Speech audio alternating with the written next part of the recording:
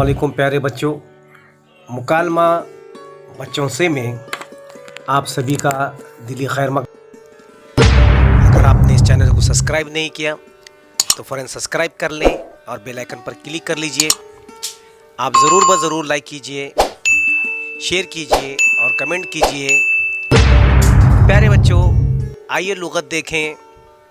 आज हम एक नया मज़मून लेकर आपके सामने हाज़िर हुए हैं।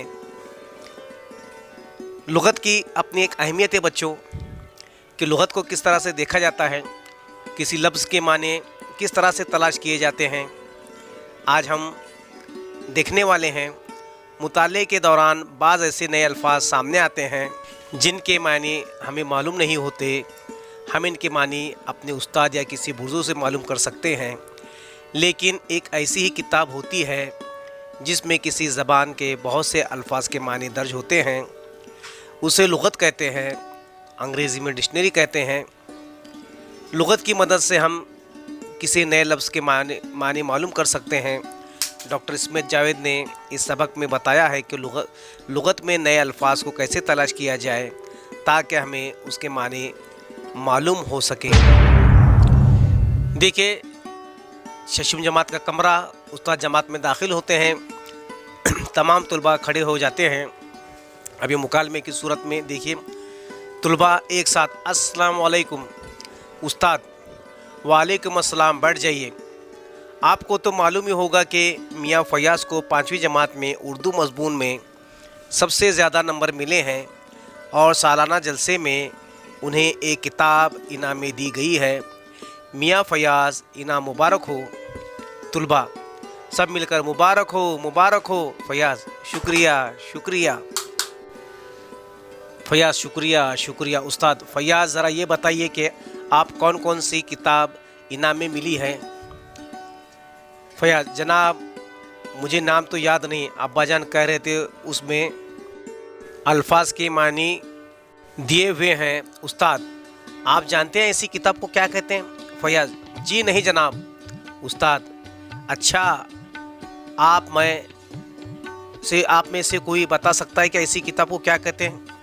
सब बच्चे खामोश रहते हैं। ऐसी किताब को लुग़त कहते हैं। नासिर, जनाब हमारी उर्दू किताब में हर सबक के बाद अल्फाज के मानी दिए गए हैं, क्या लुग़त में भी इसी तरह होता है। उस्ताद मुस्कुराते हुए, बिल्कुल इसी तरह तो नहीं होता, कुछ फ़र्क होता है। हमारी किताब में हर सबक में आने वाले नए अल्फाज के मानी लिखे जाते हैं, लेकिन लुग़त में बहुत से अल्फाज के मानी होते हैं। माजिद, लेकिन जनाब लुग़त में हज़ारों लफ्ज़ होते हैं, फिर भी हम किसी ख़ास लफ्ज़ के मानी किस तरह ढूंढते हैं। क्या इसके लिए पूरी किताब पढ़नी पड़ती है। उस्ताद, ये बहुत अच्छा सवाल है। आज मैं आपको यही बताने वाला हूँ कि लुग़त में अल्फाज के मानी कैसे तलाश किए जाते हैं। उस्ताद बच्चों को लुग़त दिखाते हैं, सभी बारी बारी लुग़त को देखते हैं। उस्ताद, कोई बता सकता है कि इसमें क्या ख़ास बात है। सलीम, जनाब मैंने देखा कि अलिफ से शुरू होने वाले तमाम अल्फाज शुरू में ही दिए हुए हैं। उस्ताद, बिल्कुल सही, सिर्फ इतना ही नहीं, इसमें तमाम अल्फाज हुरूफ तहजी की तरतीब में जमा किए गए हैं। आसिफ, जनाब इसका मतलब ये हुआ कि अलिफ से ये तक तमाम अल्फाज जमा किए गए हैं। उस्ताद, दुरुस्त है, आपके तमाम हुरूफ तहजी तरतीब से याद होनी चाहिए। लाम के बाद कौन सा हुरूफ आता है। असलम, आप बताइए। असलम, मीम। उस्ताद, और नून के बाद क्या आता है। हसन, आप बताइए। हसन सोचकर, वाह उस्ताद बहुत खूब। अगर हमें लफ्ज़ मंजिल के माने देखने हो तो कैसे देखेंगे। फ़याज़, आप बताइए। उस्ताद तख्ते से पर लफ्ज़ मंजिल लिखते हैं। फ़याज़, हुरूफ मीम के नीचे देखेंगे। उस्ताद, अच्छा ढूंढ कर बताइए। फ़याज़ कोशिश करता है लेकिन ये लफ्ज़ नहीं मिल पाता। फ़याज़, जनाब इसमें मीम से शुरू होने वाले बहुत से लफ्ज़ हैं, ढूंढना मुश्किल है। उस्ताद, लफ्ज़ मंजिल में मीम के बाद कौन सा हर्फ है। तमाम बच्चे एक साथ, नून। उस्ताद, लुग़त में मीम से शुरू होने वाले अल्फाज गौर से देखिए آپ کو معلوم ہوگا کہ ان میں پہلے وہ لفظ اکٹھا کیے گئے ہیں جن میں میم کے بعد الف آتا ہے، آتا ہے، جیسے مات، مار، ماش وغیرہ۔ ان کے بعد وہ لفظ جن کے بعد بے آتا ہے، جیسے مبارک، مبتلا، مبشر وغیرہ۔ اس سے آپ کی سمجھ میں کون سی بات آتی ہے؟ راشد جناب، اس کا مطلب یہ ہوا کہ یہاں نہ صرف میم سے شروع ہونے والے تمام الفاظ کو ایک ساتھ جمع کیا گیا ہے، بلکہ ہر لفظ کے دوسرے حروف کا بھی خیال رکھا گیا ہے۔ استاد بالکل صحیح، یہ حروف تہجی کی ترتیب میں ہیں، اسی لیے لم منزل کے معنی ڈھونڈنے کے لیے آپ کو کس بات کا خیال رکھیں گے راشد؟ ہم اسے میم نون میں ڈھونڈیں گے استاد۔ اچھا فیاض، میم نون کے نیچے دیکھو، فیاض لفظ منزل ڈھونڈتا ہے۔ فیاض مل گیا جناب، اس کے معنی اترنے کی جگہ، رہنے کی جگہ، مسافر خانہ، سرائے۔ جناب اس میں تو بہت سے معنی دیے ہوئے ہیں، کون سے معنی صحیح ہیں استاد؟ ہر معنی اپنی جگہ صحیح ہے۔ لفظ منزل اس جملے میں دیکھیے، قافلہ منزل پر ٹھہر گیا، یہاں منزل کے معنی ہوں گے اترنے کی جگہ۔ فرض کیجئے آپ کسی مکان پر سلطان منزل لکھا ہوا دیکھا، یا منزل کے معنی ہوں گے رہنے کی جگہ، یعنی مکان۔ ہر لفظ کے معنی جملے میں استعمال کے مطابق ہوتے ہیں۔ فیاض جناب، یہ منزل کے آگے عین کیوں لکھا ہوا ہے؟ استاد کیا ہر لفظ کے آگے عین لکھا ہوا ہے؟ اختر آپ آئیے اور دیکھ کر بتائیے۔ اختر آتا ہے، لغت کے ورق الٹ پلٹ کر دیکھتا ہے۔ اختر جی نہیں جناب، لفظ مادر کے آگے فے لکھا ہے، اور ہاں لفظ ٹھہریے، مٹھی کے آگے الف لکھا ہے جناب۔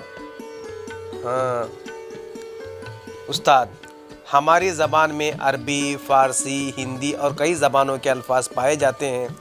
اگر کسی لفظ کے آگے عین لکھا ہوا ہو تو سمجھ لیجئے کہ یہ لفظ عربی ہے۔ اگر فے لکھا ہے تو اس کا مطلب یہ لفظ فارسی ہے۔ اگر اسی طرح الف کا مطلب ہے اردو، انگ کا مطلب ہے انگریزی، ایسے لفظ کو علامت کہتے ہیں۔ اختر جناب، لفظ مال کے آگے اسم مذکر لکھا ہوا ہے۔ استاد ہاں، لغت میں یہ بھی بتایا جاتا ہے کہ فلاں لفظ ہم اسم ہے یا فعل، مذکر ہے یا مؤنث۔ اب آپ سمجھ گئے ہوں گے کہ لفظ اسم مال ہے اور مذکر ہے، کسی لغت میں فعل کی بجائے فا لکھا ہوتا ہے، اس طرح مذکر کی جگہ مز لکھا ہوتا ہے۔ دراصل ہر لغت میں الگ الگ علامتیں ہوتی ہیں۔